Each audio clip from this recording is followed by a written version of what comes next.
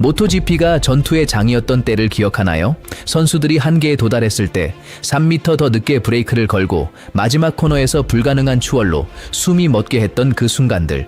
그런 장면들이 이제 유령이 되어가고 있습니다. 오늘날 그 쇼는 죽어가고 있습니다.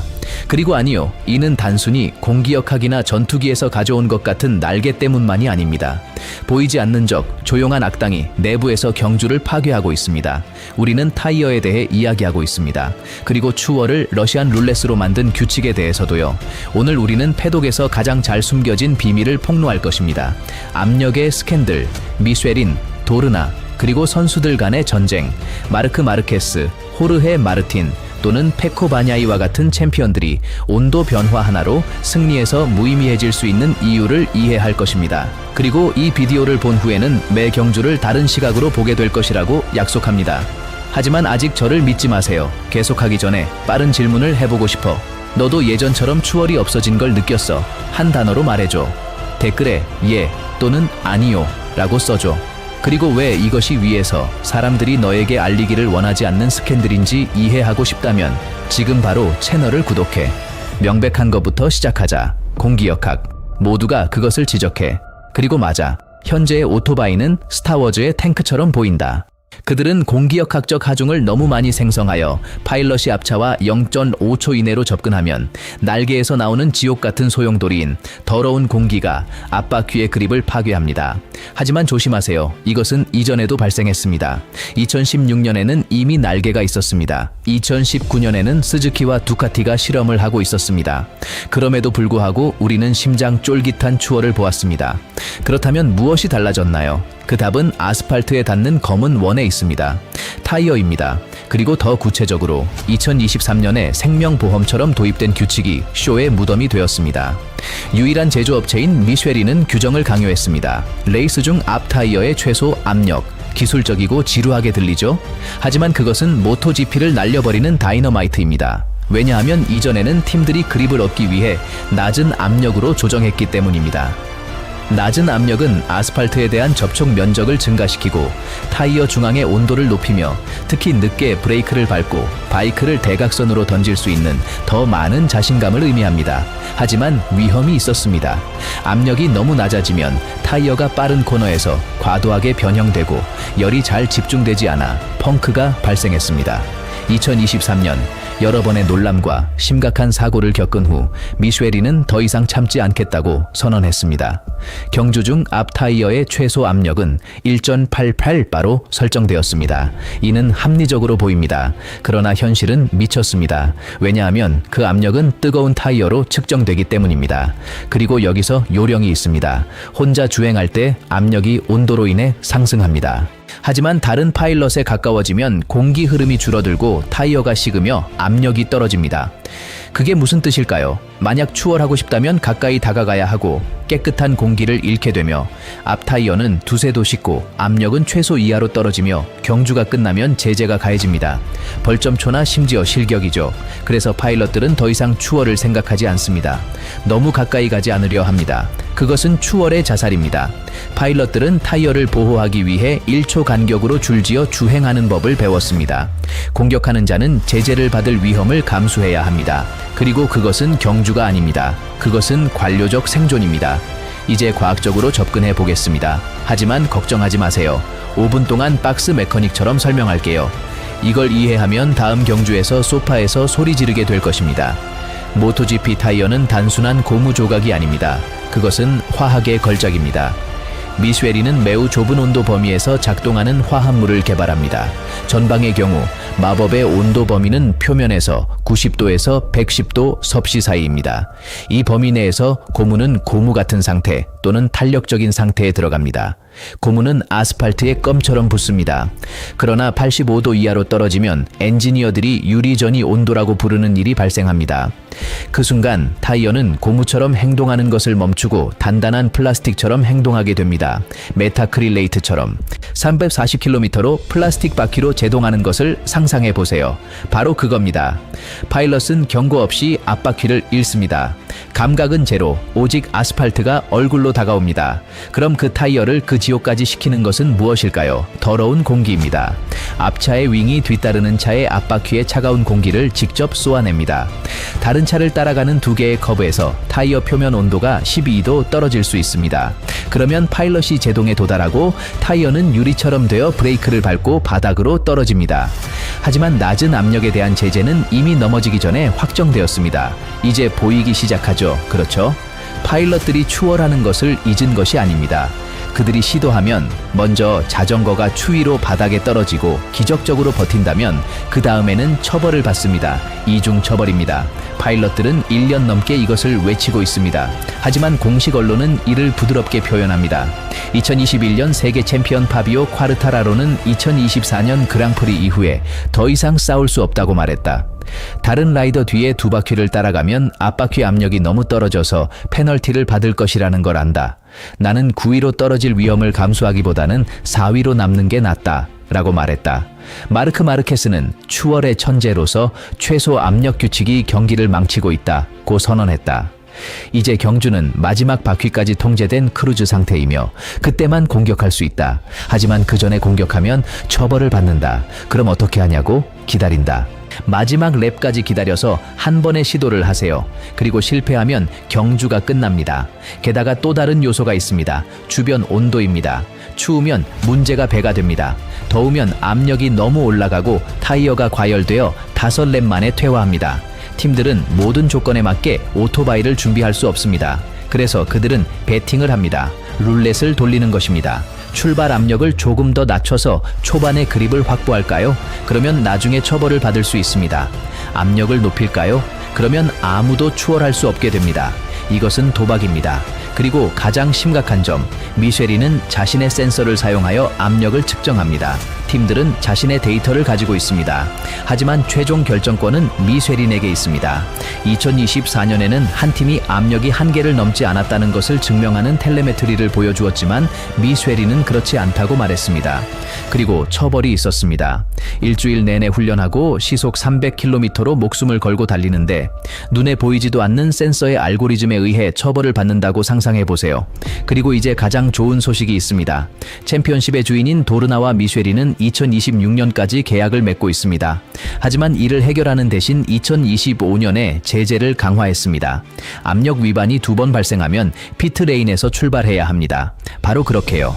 결과적으로 2025년 첫 경주에서 유명한 선수들이 압력 데이터를 정리하기 위해 그룹에서 2초 뒤처져 달리는 모습을 이미 보았습니다. 이건 서커스입니다. 오늘 모토GP에서 전형적인 경주를 시뮬레이션해 보겠습니다. 출발. 첫 세 바퀴는 모두 빡빡하다. 그 후 3위에 있는 선수는 앞 타이어 압력이 1.90에서 1.82 바로 떨어진 것을 본다. 위험 구역에 있다. 그는 무엇을 할까? 물러난다. 반초를 열어준다. 계속할 수 없어서가 아니라 그렇지 않으면 제재를 받기 때문이다. 4위에 있는 선수는 공격할 준비를 하고 있었지만 3위가 간격을 벌리는 것을 본다. 그도 타이어가 차가운 상태다. 그래서 물러난다. 이렇게 5바퀴가 지나면서 경주는 화물기차가 된다. 각자 자신의 객차에 있다. 2019년에는 한 드라이버가 앞차를 10바퀴 동안 0.2초 차이로 따라가며 연구하고 공격을 감행할 수 있었다. 오늘날 그렇게 하면 페널티를 받는다. 이게 전부다. 데이터는 현실이다. 챔피언십은 레이스당 오버테이크 수가 60% 이상 줄어들었다. 드라이버들이 나빠진 것이 아니다. 타이어 규정이 그들의 손을 묶고 있다. 팀들은 한 바퀴당 1초를 줄이기 위해 공기역학에 수백만 달러를 쓰지만 저렴한 미쉐린 규정이 그들이 그것을 사용하지 못하게 한다. 미친 일이다. 페코 바냐이아 세계 챔피언 2회 수상자는 이탈리아 팟캐스트에서 다음과 같이 인정했다. 만약 선택할 수 있다면 2021년 타이어로 돌아가고 싶다. 압력에 대한 집착이 없었다. 싸울 수 있었다. 이제는 타이어를 보호하는 것 같고 선수들은 보호받지 못하는 것 같다. 그는 맞다. 이 규칙은 안전을 위한 것이 아니다. 미쉐린의 법적 책임 때문이다. 그들은 2018년 로리스 바즈처럼 또 다른 펑크를 원하지 않는다. 하지만 타이어 디자인을 개선하는 대신 경쟁을 죽이는 규칙을 만들었습니다. 이쯤 되면 당신은 분명히 명확한 의견을 가지고 있을 것입니다. 그리고 당신이 이 일에 참여하길 원합니다.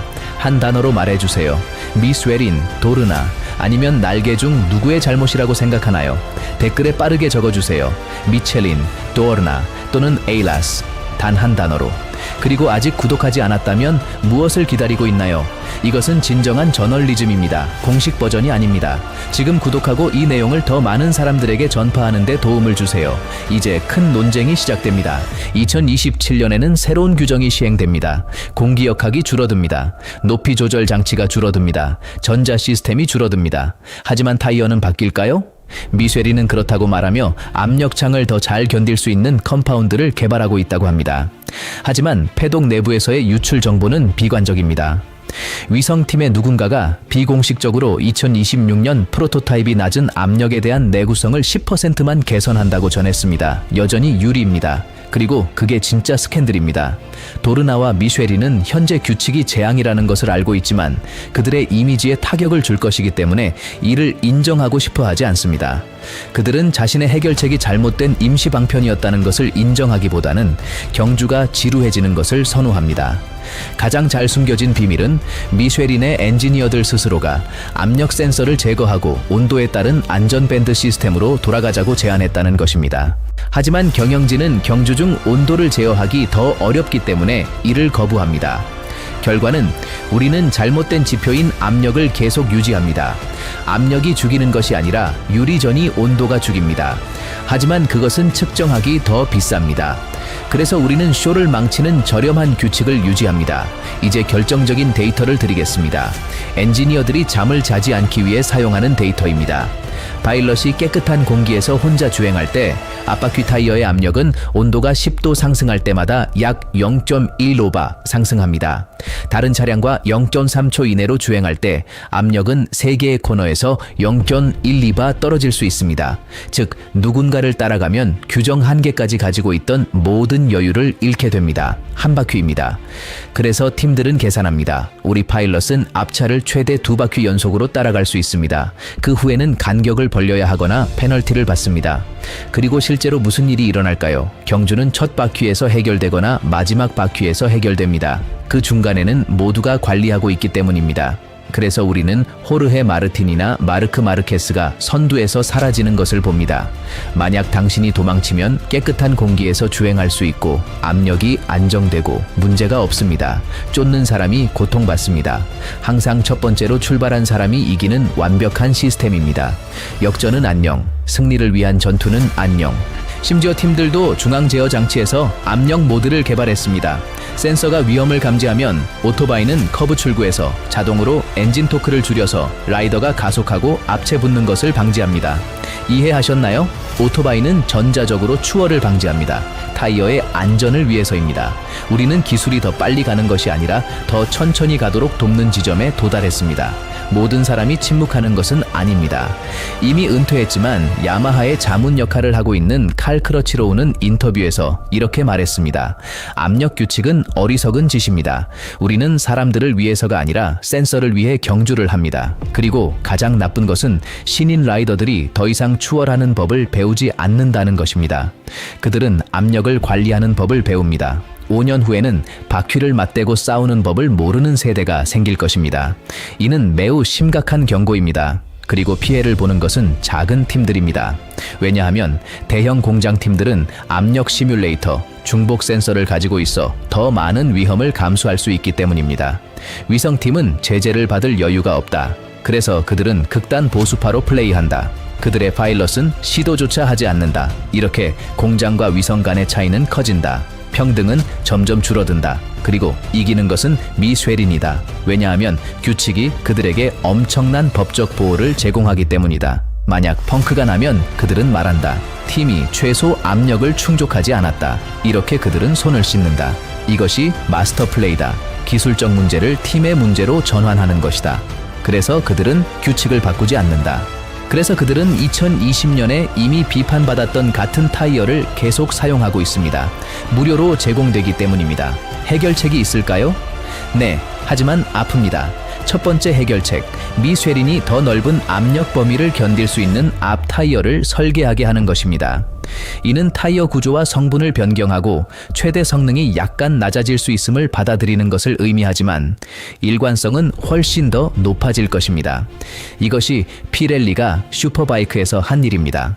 그들의 타이어는 1.70에서 2.18까지 극적인 행동 변화 없이 작동합니다.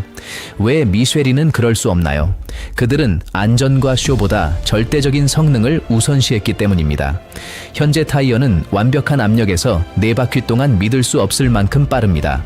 나머지는 재앙입니다.